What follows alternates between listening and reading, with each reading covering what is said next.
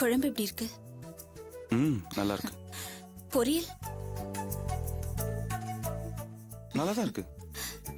மதியம் வச்சிருந்த முருங்கக்காய் சாம்பார் எப்படி இருந்தது? அதுவும் நல்லா தான் இருந்துச்சு. என்னாச்சு உனக்கு திடீர்னு இவ்வளவு கேள்வி கேக்குற? இல்ல, இவ்வளவு நாளா நான் சமைச்சு போட்டுட்டு இருக்கேன். அந்த சாம்பார் பிடிக்கும், இந்த பொரியல் பிடிக்கும், அந்த கூட்டு பிடிக்கும்னு நீ என்கிட்ட சொன்னதே இல்லையே. புருஷனுக்கு என்ன பிடிக்கும்னு தெரிஞ்சு பொண்டாட்டி சமைச்சு போட்டு புருஷன் ருசிச்சு சாப்பிடுறத பொண்டாட்டி ரசிச்சு பாக்குறது தான் சந்தோஷமே.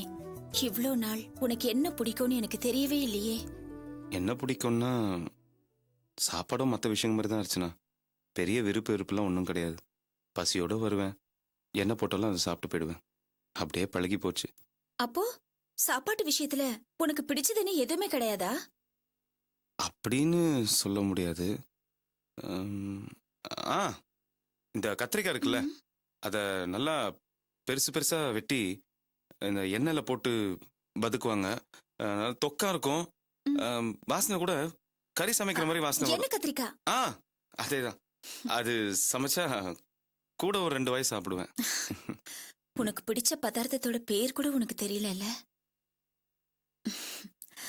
சரி, உனக்கு பிடிச்ச மாதிரியே நாளைக்கு என்ன கத்திரிக்காய் பண்ணித்தரேன்.